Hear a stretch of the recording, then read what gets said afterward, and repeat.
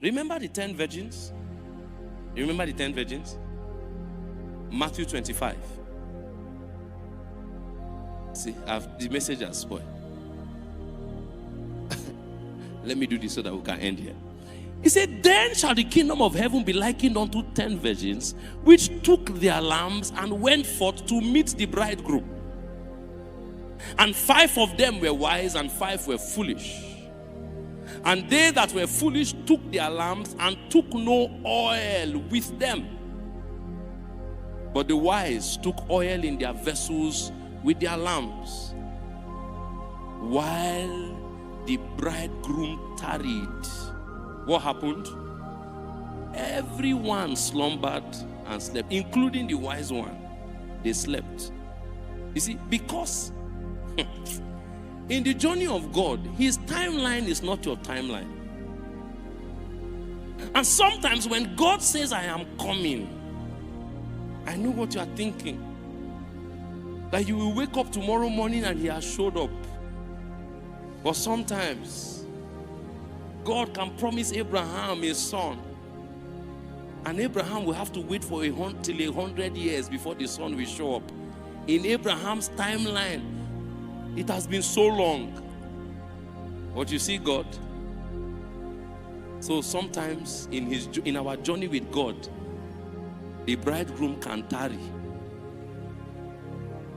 And there is no doubt about it that when there is a delay, even the most patient of men can slumber.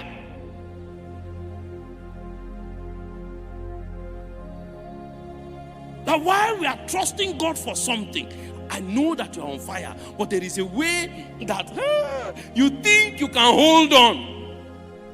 And God will bring you to a point where your own ability to wait will break.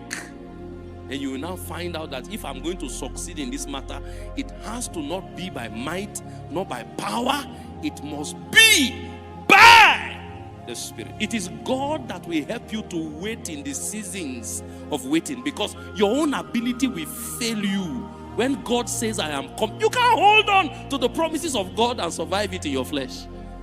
So the wise ones knew that this God that can tarry like this, the only way we will survive this tarrying is extra oil.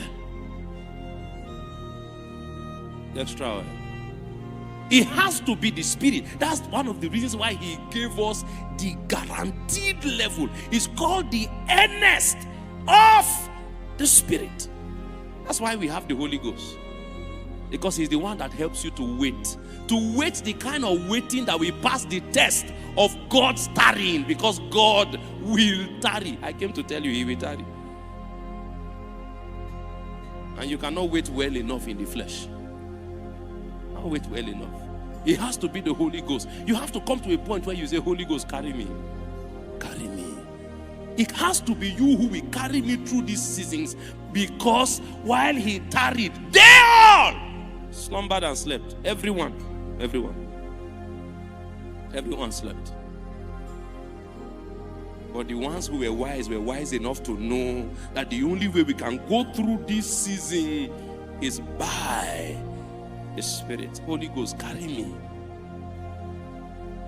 You see, when we talk about these seasons of the end time, we are not just saying it as if, okay, we are superhuman. We are trying to tell you that God had prepared everything to help you go through it, because he knows that even the very elect will be deceived if he is going to just leave us to ourselves. So he gave us the earnest of the Spirit. The earnest of the Spirit.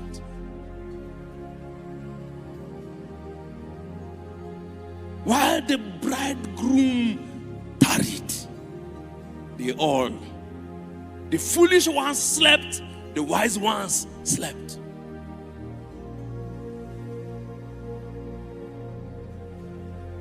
You have not come to that point in your life where it is obvious that your flesh has lost it. That the only reason why you are still on fire for Jesus has nothing to do with you anymore. It's the Holy Ghost that is carrying you. Carrying you. You have not come there. Where even your prayer life, the only reason why, please reduce this to loud. The only reason why your prayer life is even still possible is because he's carrying you.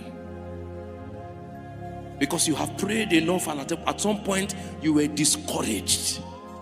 When you look at it and look at where you are, the truth is, if there is anything in you that still believes that God answers prayer, is the spirit that is carrying you.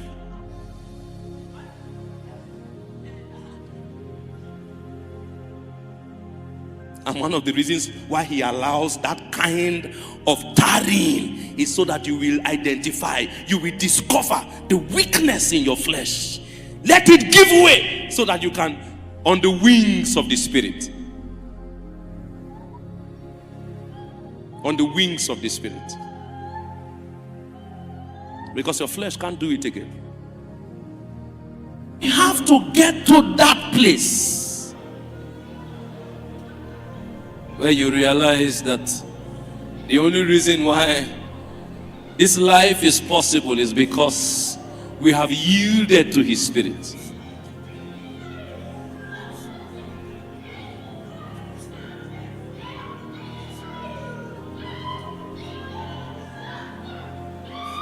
We have yielded.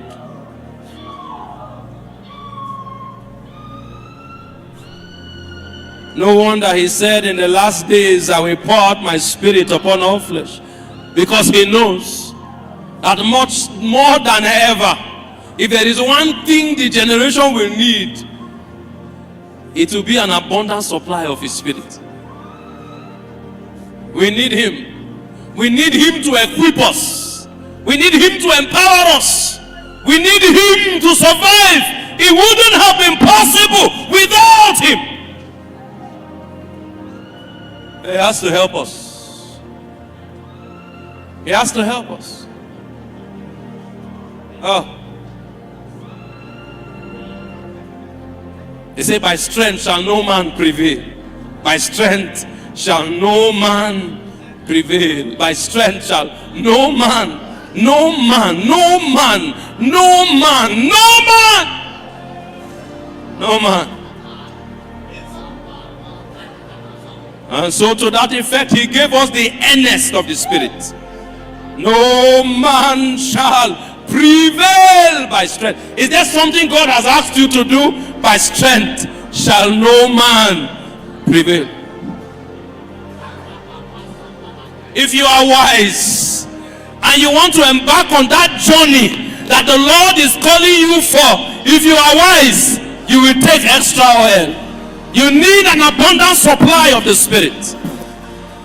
You will take it. Lord, this thing you are asking me to do is impossible in my flesh. The supply of your Spirit. You're already getting there yourself. You are realizing it. Because your own flesh is breaking. Your flesh is breaking already. If you doubted it, now you are sure that it is not possible to survive it. It's not possible. You need a supply of His Spirit. You need a supply of His Spirit. You need a supply of His Spirit.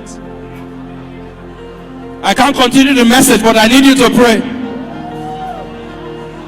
Lord, I yield to the Holy Ghost. On this journey, I yield to the Holy Ghost. On this journey, I yield to the Holy Ghost. My flesh has broken. I yield to the Holy Ghost.